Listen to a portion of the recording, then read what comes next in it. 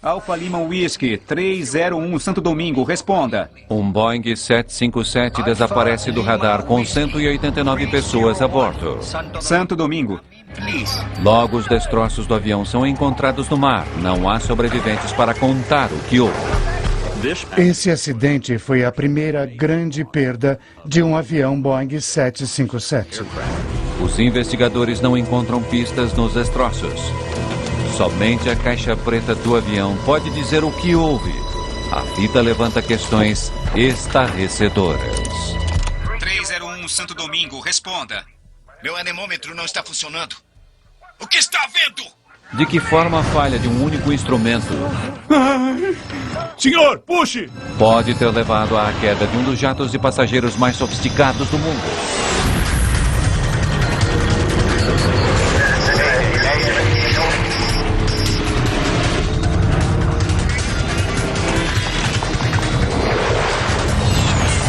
Mayday, desastres aéreos.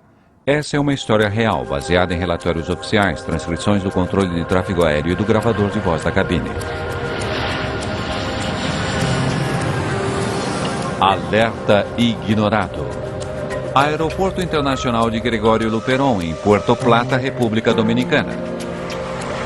6 de fevereiro de 1996.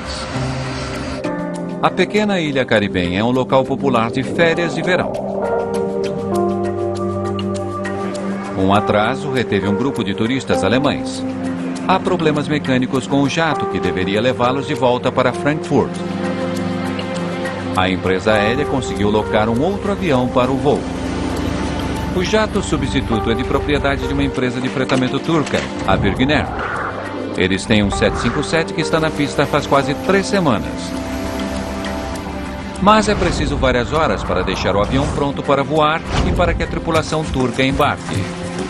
Às 10h15 da noite, o avião e a maior parte de sua tripulação estão no portão.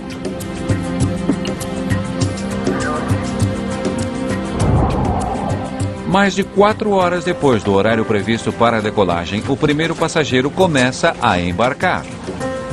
Eles têm uma viagem de 9 horas pela frente até Frankfurt.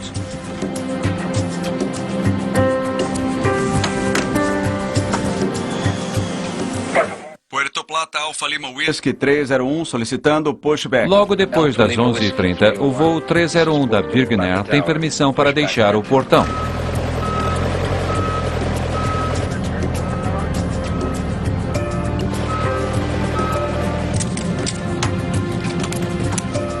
Momentos depois, ele se dirige para o início da pista. Tripulação da cabine, tomem seus lugares. Prontos para a decolagem. Vamos lá. O 757 é um avião novo para o copiloto Aykut Gergin. Ele tem menos de 75 horas de voo neste avião. Todas elas nos últimos 3 meses. Obrigado. Pronto para a decolagem?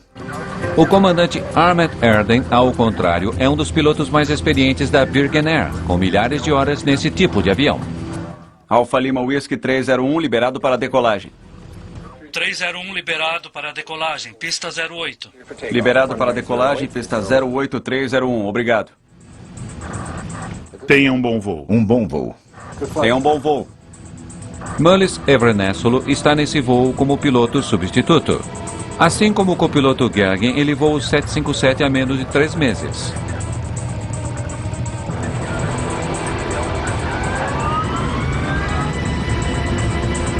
À medida que o avião acelera para ganhar velocidade de decolagem, uma chuva leve começa a cair. Potência ligada. Verificado. O copiloto Aykut Gergin observa seu anemômetro para uma verificação de rotina do instrumento. Quando o avião acelera para a velocidade de decolagem, o copiloto dá a indicação de 80 nós. 80 nós. Verificado. Em tese, o comandante deve verificar se seu anemômetro também marca 80 nós. Meu anemômetro não está funcionando. A leitura da velocidade relativa da aeronave deve ser a mesma para piloto e copiloto. 120. Mas as leituras não coincidem. O seu está funcionando? Sim, senhor. Me avise quando. Erden quer que seu copiloto lhe avise quando o avião atingir a velocidade de decolagem. V1. A 150 nós, o avião atinge V1, o ponto de não retorno. Girar. O comandante precisa puxar seu manche e colocar o avião no ar. Subida positiva. Recolher trem de pouso. Subida positiva, trem de pouso recolhido.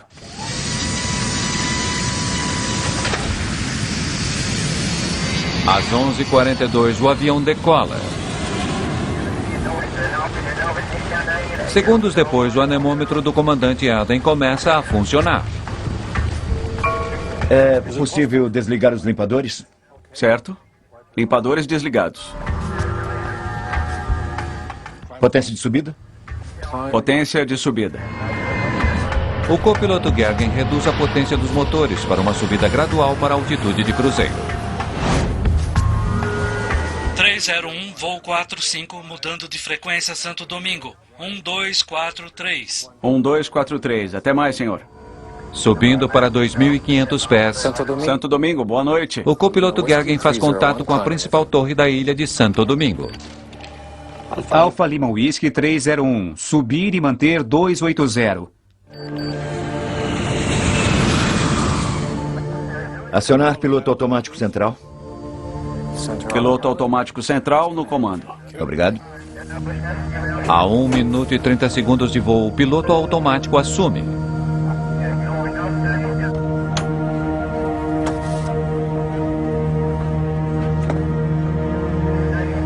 Agora, os computadores a bordo fazem todos os cálculos e ajustes necessários para manter o avião subindo em segurança. Quase que imediatamente o computador relata um problema. Alarme de rudder ratio. Alarme de velocidade. 2 alertas diferentes avisam os pilotos que o avião está voando rápido demais. Mas o anemômetro do copiloto indica que o avião está subindo a uma velocidade normal de 220 nós. Há algo errado aqui.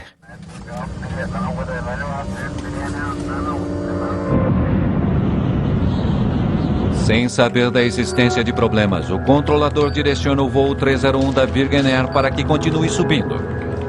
Alfa Lima Whisky 301. Reporte Pokeg. Certo, 280, vou chamá-lo sobre Pokeg, 301. Certo, alguma coisa não faz sentido. Está vendo? A situação na cabine fica mais confusa. O anemômetro do copiloto mostra que o avião está voando devagar demais.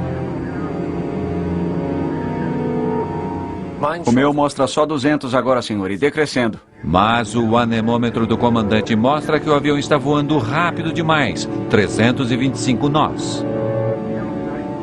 Os dois estão errados. O que podemos fazer? Checando os disjuntores. Sim, senhor. Quando o primeiro alerta é eliminado, um alerta mais persistente o substitui. O alarme de excesso de velocidade diz à tripulação que eles se aproximam de 350 nós, a velocidade máxima para a qual o avião foi projetado para voar nessa altitude. Certo. Tudo bem. Vamos aumentar a velocidade relativa. O reajuste dos disjuntores leva o alarme a se desligar, mas isso não resolve o problema.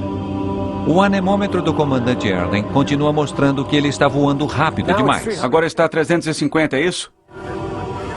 Confuso diante das informações conflitantes, o comandante Erden resolve fazer o que o avião quer. Ele diminui a velocidade. Muito bem, vamos fazer assim. Uma atitude que provoca resultados alarmantes. Meu Deus! O 757 está emitindo alertas que estão confundindo a tripulação. Confusa, a tripulação luta para solucionar o problema. A vida de 189 pessoas depende de eles conseguirem fazer a coisa certa. Voltaremos a seguir com Mayday, desastres aéreos no Netinho. Esta noite, Herbívoras. Neste domingo, às 21 horas, no melhor do Netinho. Continuamos assistindo Mayday, desastres aéreos no Netinho. Pouco depois de decolar da República Dominicana, o voo 301 da Virgin Air está com problemas. Meu Deus! Meu Deus! Meu Deus! A cabine é tomada por um som inquietante, o alerta do Stick Shaker. Um alerta de Stick Shaker é um alarme de stall iminente. Significa que o avião está prestes a atingir uma velocidade baixa demais, na qual não conseguirá sustentar o voo. O alerta é tão sério que, na verdade, faz vibrar o manche do piloto. Combinado a um movimento ruidoso, é impossível ignorá-lo. Para aumentar ainda mais a confusão da tripulação, o avião começa a vibrar e a mergulhar sem controle. Tenho certeza de que todos os passageiros no avião sabiam que havia alguma coisa em comum, pois o avião começou a sacudir numa manobra bastante violenta. Esse não é o único problema que a tripulação está enfrentando. ADI!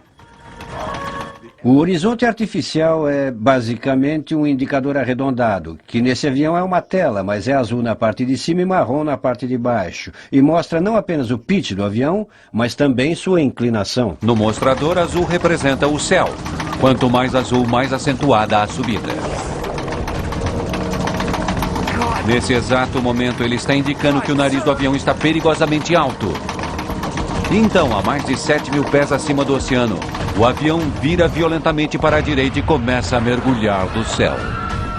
A partir do momento em que o stick shaker é ativado, a tripulação tem de tomar medidas adequadas para resolver o problema ou ela irá acabar perdendo o controle do voo. As alternativas para a solução do problema estão diminuindo, pois se eles deixarem o avião estolar completamente, será muito difícil manter o controle. O comandante Arden luta desesperadamente para que seu avião suba. Nariz para baixo. Ele tem apenas poucos mil pés para tirar um avião de 100 toneladas de um stall fatal. Os pilotos menos experientes oram e oferecem sugestões. Potência. ADI! 301, Skok. 377. Stand by. O controle de tráfego aéreo ainda não sabe que o voo 301 está em grande perigo. Não estamos subindo. O que eu devo fazer? O senhor pode nivelar, nossa altitude está ok. O avião está caindo rapidamente. Certo, 5.000 pés. O comandante Arden está tentando pilotar um avião que se tornou praticamente incontrolável. Mais potência, mais! Gergen empurra os manetes para controle total, mas não adianta. O avião cai em espiral em direção ao mar. Senhor, puxe! Está vendo? Alfa Lima Whisky 301, Santo Domingo, responda, por favor. Alfa Lima Whisky 301, Santo Domingo, responda, por favor. Menos de 5 minutos depois da decolagem, o voo 301 da Virgin Air desaparece do radar. Responda, por favor.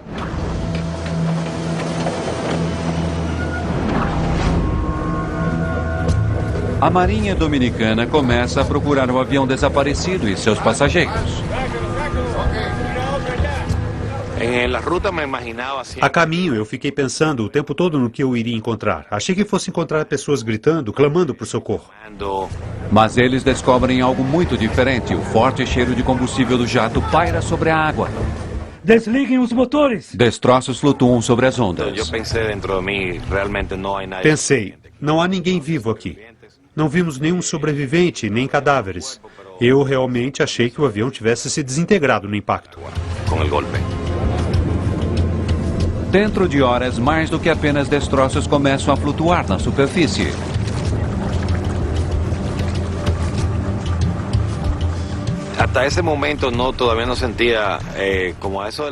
Por volta das 5h20 da manhã, quando os cadáveres começaram a surgir, eu realmente senti um grande pesar no meu coração. Naquele momento, eu não tinha certeza se teria forças para continuar o trabalho. As buscas continuam com a luz da manhã do dia seguinte. Navios de resgate americanos e dominicanos vasculham uma área de 1.300 quilômetros quadrados em busca de sobreviventes. Nenhum é encontrado.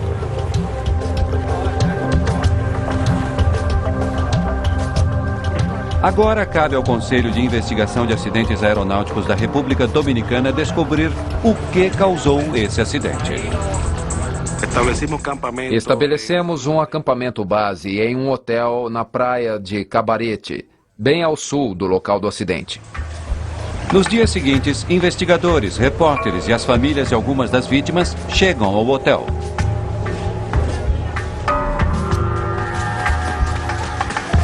Próximo dali, as provas da tragédia chegam às praias dominicanas.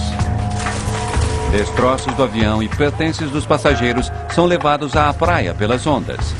Até os menores objetos podem ser uma pista valiosa na busca da causa do acidente. O Conselho Nacional de Segurança nos Transportes Americanos concorda em auxiliar os dominicanos em sua investigação. Bem-vindo à República Dominicana. Sou Emanuel Soufronte. Eles enviam um investigador a Puerto Plata. Vimos que seria preciso ajuda internacional para descobrirmos o que havia acontecido. Robert McIntosh também irá oferecer suporte a partir dos escritórios do NTSB em Washington. Algum sinal dos gravadores? Esse acidente em especial foi a primeira grande perda de um avião Boeing 757 na água. Me avise. Havia também uma maior urgência, pois aquele tipo de aeronave fazia parte da frota de muitas empresas aéreas norte-americanas e estava no mercado de transporte de passageiros no mundo todo. A fim de entender o que havia acontecido aqui, tínhamos apenas uma chave. E a chave eram as caixas pretas. Como em todas as empresas aéreas comerciais, o Boeing 757 leva um gravador de voz na cabine, que registra todos os sons da cabine. E um gravador de dados do voo, que registra inúmeras informações sobre as operações do avião durante o voo. Esses gravadores têm sinalizadores de localização subaquáticos e eles funcionam por 30 dias depois de submersos. Mas o oceano onde o avião caiu tem mais de 2.000 metros de profundidade. Tínhamos de localizá-los antes que os sinais gradativamente sumissem e também precisávamos removê-los antes que os dados fossem danificados pela água salgada, por isso estávamos em uma corrida contra o tempo. O NTSB solicita a ajuda da Marinha Americana, que aluga um veículo submersível chamado Curve. Curve significa veículo submarino controlado por cabo. Trata-se de um veículo com uma ligação. Ele possui um cabo através do qual é controlado, não é autônomo. O Curve é basicamente um submarino controlado por controle remoto, capaz de operar em profundidades onde nenhum submarino tripulado conseguiria. Enquanto o Curve não chega, o Major Soufronte começa a examinar as provas que possui. O radar em terra rastreou o avião à noite enquanto ele subia. Eu tenho o radar. A história do voo está registrada aqui. Basicamente, o que investigadores estudam os registros do radar, juntamente com as conversas entre os controladores em terra e a tripulação. Eu tenho a gravação da torre de controle. Santo Domingo, boa noite. Alfa Lima Whisky 301 subindo com você. Alfa Lima Whisky 301, suba e mantenha 280. Certo, 280. A troca de informações entre o controlador e o voo 301 é normal. Os investigadores não detectam sinais de problemas. A última comunicação entre eles foi interrompida apenas com um aguarde. Espere um momento. 301, Skoke 377. Aguarde. Como você ouviu, não havia motivo para esse avião cair. O que teria feito com que alguma coisa desse errado, interrompendo o curso do voo tão rapidamente? Essa era certamente uma pergunta importante para nós.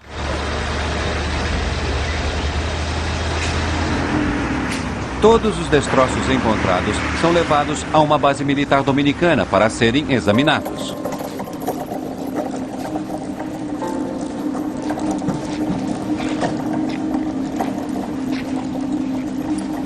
Os investigadores examinam cuidadosamente os destroços recuperados. Pedaços da cabine, coletes salva-vidas, até mesmo partes do trem de pouso foram encontradas. Cada destroço é examinado à procura de sinais de uma explosão ou incêndio. Os investigadores também verificam se algum dos salva-vidas está inflado. Aquilo sugeriria que os passageiros teriam recebido algum aviso antes que o avião mergulhasse no mar. Os cordões em alguns dos salva-vidas estão soltos, Mas os investigadores concluem que aquilo poderia ser o resultado do impacto violento do avião. A queda fora tão violenta que latas de café foram comprimidas em finas chapas de estanho. Os destroços mostram aos investigadores que a queda do voo 301 da Birgen Air foi súbita e violenta. Mas eles não encontram provas de que teria havido uma explosão a bordo. O Major Souffront investiga a possibilidade de que o avião, que fora colocado em serviço no último minuto, talvez não estivesse em condições para o voo. Emanuel Souffront. Olá. Gostaria de ver os registros do avião Birgen Air. Pois não. Obrigado. Estão bem aqui. Aqui estão. Ele havia ficado em terra por algum tempo em Puerto Plata e aquilo nos interessou particularmente. Por que uma empresa operando normalmente teria um avião parado ali? Os investigadores descobrem que o avião não estava em terra para consertos. Com base em registros de manutenção, o avião parecia estar mecanicamente em ordem. A Birgen Air simplesmente não tinha passageiros o bastante para justificar o voo financeiramente. Por isso, eles mantiveram o avião e a tripulação em terra na República Dominicana durante quase 3 semanas. Os registros de manutenção do avião parecem ser mais uma dentre uma série de pistas que não levam a nada.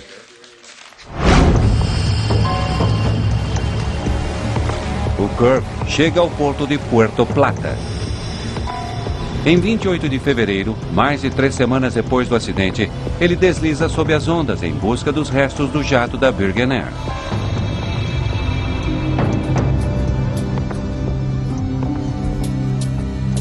O submarino robótico leva 2 horas apenas para descer os mais de 2.000 metros até o fundo do oceano. Dali, ele envia imagens dos destroços do voo 301. A cabine estava em uma posição bastante vertical e era basicamente o nariz do avião, sabe? Era possível ver a parte da frente dele, que estava sem dúvida alguma bastante arrebentada, quebrada e fragmentada. As pistas de que os investigadores precisam para solucionar o mistério da queda desse avião estão em algum lugar entre os destroços retorcidos do avião.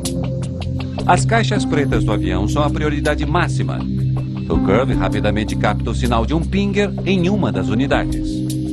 Agora os operadores precisam manobrar o submarino em direção ao som. Eles precisam ver as caixas para pegá-las com os braços robóticos. Depois de apenas 90 minutos, a primeira caixa preta é encontrada. A primeira estava fora do avião, certo? Estava onde era possível vê-la. E assim eles apanharam a primeira caixa preta. Eles a agarraram e puxaram o braço para cima, de forma que não a perdessem. O sinal da segunda caixa preta também é ouvido. Mas depois de quase 2 horas, as câmeras do Curve ainda não conseguem captá-la. Eles sabiam que ela estava bem ali e eles estavam procurando por entre uma pilha de destroços e não conseguiam vê-la com as câmeras do veículo. Por isso, depois de tentar algumas vezes, eles começaram a levantar pedaços de metal e tirar destroços do caminho e então encontraram a segunda caixa preta sobre alguns destroços.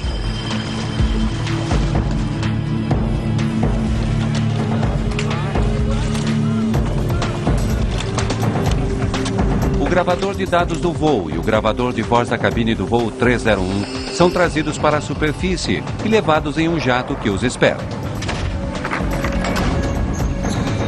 Em algumas horas, as caixas pretas estão nos laboratórios do NTSB em Washington, D.C.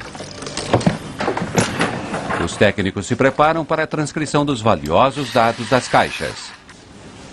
Os investigadores esperam que isso diga o que aconteceu a bordo do voo 301 da Birgen Air. Logo, eles irão desvendar uma espantosa falha de comunicação entre um piloto experiente e seu avião.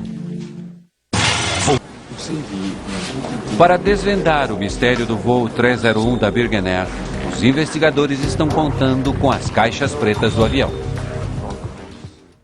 Aquele gravador de dados do voo era a nossa chave, então os técnicos começaram a trabalhar e nos forneceram esquemas visuais do que estava acontecendo com os motores e a velocidade relativa da aeronave para que pudéssemos tentar compreender por que aquele avião havia diminuído sua velocidade tão drasticamente e desviado do voo controlado, caindo no oceano. Mas veja o cronograma 44. Os investigadores imediatamente percebem algo incomum com relação ao voo. Pitch de 15 graus. Nariz para cima. Parece alto. Quase o máximo. E então permanece assim? O avião começou subindo normalmente. Acionar piloto automático central. Mas os investigadores percebem que logo depois de o piloto automático ter sido acionado, o nariz do avião subiu. Eles também verificam que a velocidade do avião parece muito mais elevada do que deveria. 350 nós. Não pode estar certo. Sem dúvida, algo de errado com os números da velocidade relativa da aeronave. Isso nos levou a pensar que talvez devêssemos verificar o outro lado, o gravador de voz da cabine, e ver que tipo de informação ele poderia nos dar. Pode ligar isso para nós? Logo, os investigadores começam a completar as peças que faltam no quebra-cabeça. 80 nós. Meu anemômetro não está funcionando. Eles descobrem que o comandante Anthony percebeu que seu anemômetro não estava funcionando. O seu está funcionando? Sim, senhor. Me avise quando. V1. Girar. Mas Anthony não achou que o problema fosse sério o bastante para abortar sua decolagem. A fita revela que já no ar a tripulação fica confusa com uma série de alertas. Alarme de rudder ratio, alarme de velocidade? Para os investigadores, o comandante parecia estar ficando cada vez mais confuso com as mensagens que estava recebendo de seu avião. O meu mostra só 200 agora, senhor, e decrescendo. Os dois estão errados. O que podemos fazer? Os investigadores não sabem por que o anemômetro do comandante não estava funcionando, mas eles percebem que ele voltou a funcionar quando o avião começou a subir. Certo, tudo bem. Vamos aumentar a velocidade relativa. É uma descoberta reveladora, que leva os investigadores a se concentrarem no dispositivo que envia as informações para o anemômetro. O tubo pitot. O tubo pitot é um sensor da velocidade relativa da aeronave. Trata-se de um tubo aberto em uma das extremidades que responde à pressão do ar. Quando o avião se move para frente, um aumento na pressão do ar dentro do tubo pitot faz com que o ponteiro do anemômetro movimente-se. Meu anemômetro não está funcionando. Mas se um tubo pitot é bloqueado, ele pode enviar leituras erradas aos instrumentos de medição do avião. Os investigadores suspeitam que o tubo pitot que alimentava o anemômetro da posição do comandante do jato da Birgenair estivesse de alguma forma bloqueado. Não sabemos por que ele estava bloqueado, mas isso indicava uma situação bastante interessante para nós. Então, começamos a verificar cuidadosamente o que poderia ter provocado aquele tipo de coisa. Senhor!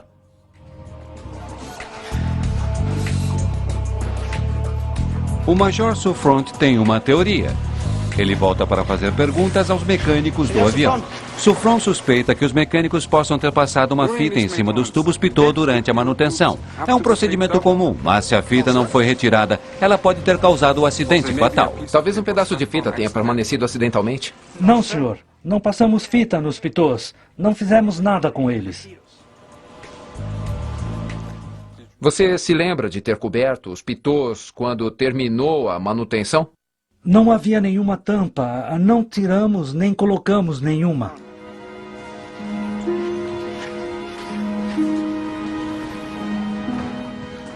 E foi então que descobrimos que os pitôs haviam permanecido destampados durante os 25 dias em que o avião permanecera estacionado no Aeroporto Internacional de Puerto Plata.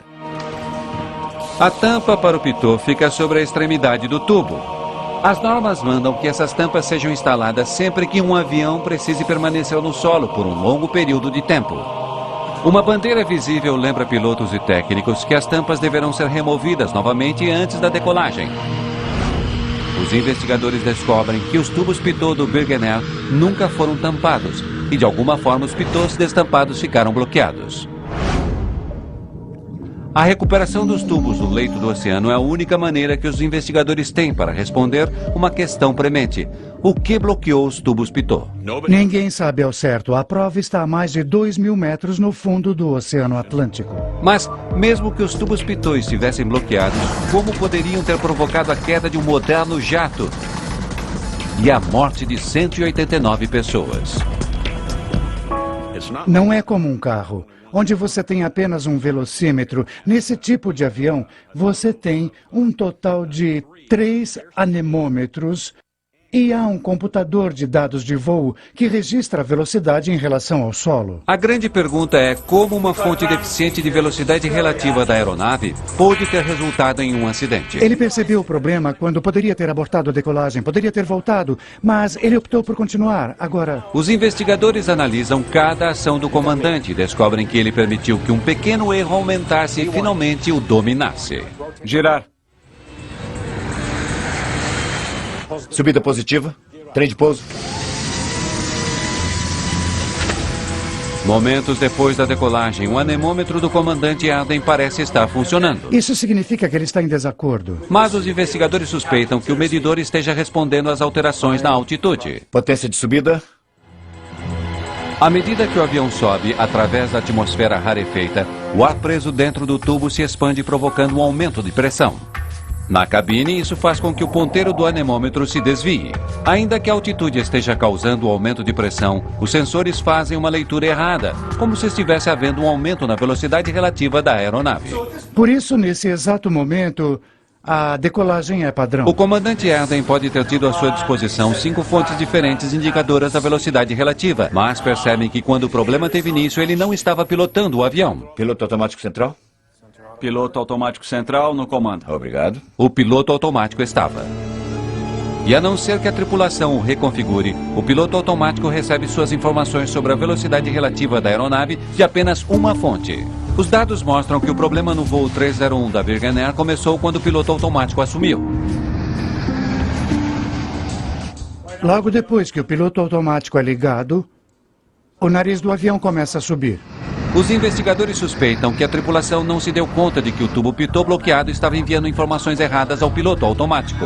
O computador registrava que o avião estava rápido demais e levantou o nariz para fazê-lo diminuir. O piloto automático é muito inteligente e já sabe que possui toda a potência que ele vai conseguir para subir. A única coisa que o piloto automático faz é levantar o nariz. E ele levantou o nariz do avião dentro de sua autonomia de ação. Mas o piloto automático estava respondendo à informação errada. Momentos depois, ele emitiu 2 alarmes distintos. Alarme de rudder ratio, alarme de velocidade. Que o avião estava rápido demais para ser controlado com segurança. E o avião começa a receber alarmes de velocidade e uma variedade de coisas que mostram que o avião está com problemas. Alguma coisa não faz sentido aqui. Está vendo? Alguma coisa não faz sentido. O meu mostra só 200 agora, senhor, e decrescendo. Os dois estão errados. Os investigadores percebem que o comandante Eden concluiu erroneamente que os 2 anemômetros estavam com defeito. Na verdade, o anemômetro do copiloto sempre esteve correto. O avião estava voando devagar demais. O que podemos fazer? O comandante Eden não sabe mais em que instrumentos confiar. Vamos checar os disjuntores. Quando viram essas luzes de alerta, eles resolveram que iriam começar a puxar alguns disjuntores. Aquilo foi bastante estranho. O reajuste dos disjuntores faz o alarme desligar. Mas aquele ponteiro continuava a subir no mostrador do relógio até que ativou o alarme de excesso de velocidade. O sistema do piloto automático enviou ainda um outro alarme, o de que o avião estava voando rápido demais. Mas o que ocorria era exatamente o oposto. A velocidade do avião estava diminuindo. Vamos aumentar a velocidade relativa. Foi então que o comandante Eden cometeu o erro mais grave. Agora pode-se ver que ele puxa seus manetes de potência do motor. Os investigadores percebem que, como o avião já estava com pouca velocidade, puxar o manete foi desastroso. A tripulação recebeu o alarme mais sério que um avião pode emitir. E é então que ele percebe o stick shaker. Meu Deus! Meu Deus! Ele sente uma vibração nos controles de voo que literalmente fazem trepidar o stick e dizem que você tem que abaixar esse nariz. Em questão de segundos, o comandante Aden foi alertado de que seu avião estava rápido demais e logo depois de que estava a uma velocidade perigosamente baixa. Eles são exatamente opostos. São dois alertas que ninguém esperaria receber assim, um logo após o outro.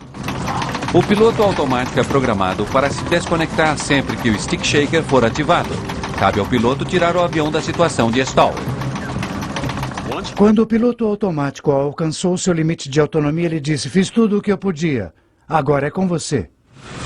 Quando o piloto automático foi desligado, o comandante Aden de repente se viu no controle de um avião em seu momento de maior confusão. Se você observar o avião no topo da tela... As gravações da cabine levam os investigadores a uma conclusão assombrosa. ADI! O comandante Aden pode não ter percebido que seu avião estava prestes a estolar, mas o piloto substituto atrás dele sim. ADI! Esse outro piloto interveio dizendo ADI, ADI, ou seja, olhe para a ADI e coloque-se em posição onde você veria normalmente o nariz do avião, o nariz com 5 graus para cima, 10 graus. O piloto substituto queria que o comandante Aden reconhecesse que o nariz do avião estava perigosamente para cima. Os investigadores conseguem ouvir o copiloto Gergen tentando passar a mesma mensagem. Nariz para baixo. O que o 757 precisava desesperadamente era de um fluxo de ar sob as asas para gerar força de sustentação. A única maneira de conseguir isso era apontar o nariz para baixo e mergulhar. O que intriga os investigadores é que o copiloto tinha um manche idêntico ao do comandante. Ele poderia tê-lo empurrado e ele mesmo trazido o nariz para baixo. Ele poderia ter salvo o avião. Mas ele não fez isso. Em vez disso, ele e o outro membro turco da tripulação continuaram dando sugestões ao seu comandante mais experiente, porém completamente consternado. Não estamos subindo. O que eu devo fazer? O senhor pode nivelar, nossa altitude está ok. A gravação mostra que o comandante Aden ignorou conselhos valiosos que poderiam ter salvo o avião. No caso do Burgener, tem-se o caso de um copiloto relativamente inexperiente diante de um dos comandantes mais antigos da empresa. Não é adequado para ele dizer: eu vou tirar o avião do senhor. Em vez disso, ele tenta auxiliar, orientar o comandante, mas o deixa no comando. Outras culturas, outros treinamentos, outras empresas aéreas poderiam muito bem ter exigido que o copiloto assumisse fisicamente o controle do avião.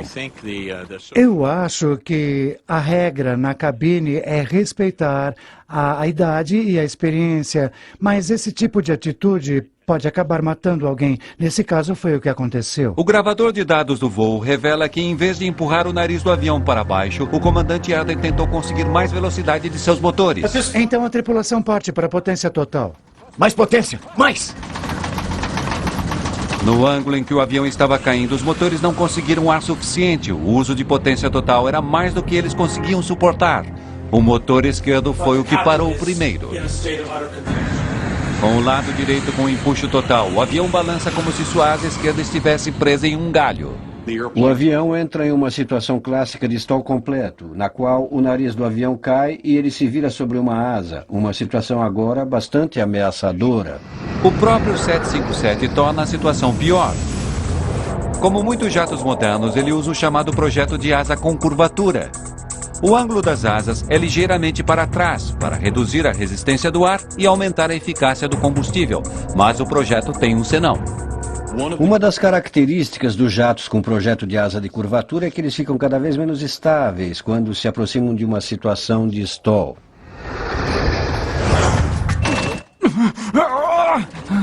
Senhor, puxe!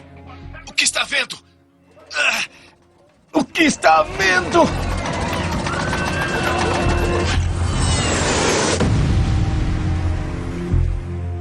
Manter o controle de um jato com asa de curvatura com a altitude que tinham era uma situação realmente muito problemática. Eles não conseguem e o avião cai na água. Agora os investigadores sabem por que o voo 301 da Burgener caiu. O que eles não conseguem compreender é por que o avião chegou a sair do solo. 80 nós. Meu anemômetro não está funcionando. A 80 nós, se os instrumentos do piloto e copiloto mostram-se conflitantes, a decolagem deveria ter sido abortada. V1, Os investigadores preocupam-se com a possibilidade de que o comandante sabia que os instrumentos não estavam funcionando de forma adequada. Se alguma coisa não está funcionando corretamente, não importa o que seja, deve-se abortar a decolagem. A 80 nós. Membros da equipe de investigação em Puerto Plata tentam descobrir quaisquer pistas que possam explicar por que o comandante Eden não abortou a decolagem. Aquela noite estava chovendo. Talvez ele temesse não conseguir parar a tempo seu avião. Em termos de procedimentos, ele deveria ter parado, mas o aborto de decolagens em alta velocidade é uma coisa muito séria e as tripulações treinam para evitar esse procedimento, se possível. E sem dúvida verificamos os parâmetros da pista para nos certificarmos de que havia a pista adequada para aquela situação em especial. São feitas medições cuidadosas. Os investigadores concluem que, a 80 nós, quando percebeu o problema pela primeira vez, o comandante Eden tinha pista suficiente para parar seu avião. Ele poderia ter abortado sua decolagem. Há também a questão da tripulação convocada às pressas. Agora os investigadores se perguntam se a convocação da tripulação no último minuto pode ter influenciado sua decisão de decolar. O Bergen Air decolou com uma tripulação que provavelmente não esperava voar naquela noite. Eles não haviam descansado o suficiente, então embarcaram e devem ter sido apressados para iniciar alguns de seus procedimentos. Os investigadores consideram a possibilidade de que a tripulação que estivera longe de casa há mais de 2 semanas estivesse simplesmente ansiosa demais para chegar em casa. 08301, obrigado. Tenha um bom voo. Um bom voo. Tenha um bom voo. Esse é o fator saudades de casa, quando os problemas menores são ignorados para que se possa voltar logo para casa. Os investigadores nunca irão saber o que passava pela cabeça do comandante Eden quando ele optou por continuar com a decolagem. Nesse caso, o avião está acelerando rápido o bastante e o copiloto responde: V1. V1 é a velocidade de decisão e pelo treinamento agora não há outra alternativa. Eles têm de voar. Girar. E logo depois eles estão no ar. Depois que o avião já estava no ar, seus tubos pitot bloqueados levaram o comandante Eden a cometer uma série de erros críticos. Mas como é que os tubos ficaram bloqueados? Os investigadores irão descobrir que a morte de 189 pessoas foi causada por algo do tamanho de um clipe de papel. Voltaremos. Agora os investigadores sabem que um tubo pitot bloqueado levou uma série de alarmes conflitantes que confundiram o comandante do voo 301. Agora eles querem saber como aqueles mesmos alertas afetariam outros pilotos. Fomos para um simulador de voo e lá tentamos recriar as condições do que aconteceu na noite de 6 de fevereiro de 1996. Senhores, Stand by.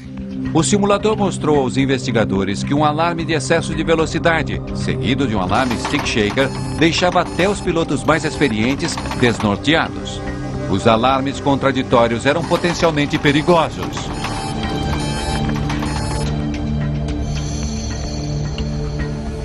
Quando o stick shaker foi ativado, aquilo foi enervante. A gente fica atordoado. alguma coisa me diz que aquela buzina do alarme de velocidade máxima combinada com o stick shaker seria uma experiência tremendamente perturbadora para qualquer piloto de uma empresa comercial. Como resultado, a FAA publica uma diretriz onde consta que os treinamentos em simuladores para todos os pilotos de empresas aéreas sejam obrigados a incluir uma situação de tubo pitot bloqueado. A tripulação do voo da Bergen Air estava diante de um grande número de alarmes que continuavam disparando e cada alarme deixava a situação ainda mais complexa. Há muitas luzes de alarmes acendendo. Esse comandante está em uma situação que agora está piorando rapidamente. Por isso, há uma necessidade premente de que o comandante pilote o avião. A FAA pede a Boeing que altere alguns daqueles alarmes. Estas mudanças incluem o acréscimo de um novo alerta informando aos dois pilotos que seus instrumentos estão discordantes. E um caminho que possibilite aos pilotos desligarem alarmes incômodos com mais facilidade. Finalmente, a Boeing modifica seus aviões para que os pilotos possam escolher facilmente que tubo pitot o piloto automático está usando para as leituras de velocidade relativa da aeronave. No total, mais de 1.400 aviões da Boeing no mundo todo são afetados pelas novas diretrizes. Ainda resta uma última pergunta. O que havia bloqueado os tubos pitot do avião?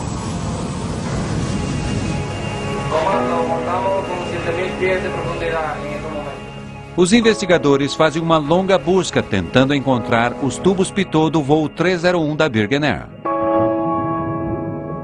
Mas eles nunca foram encontrados.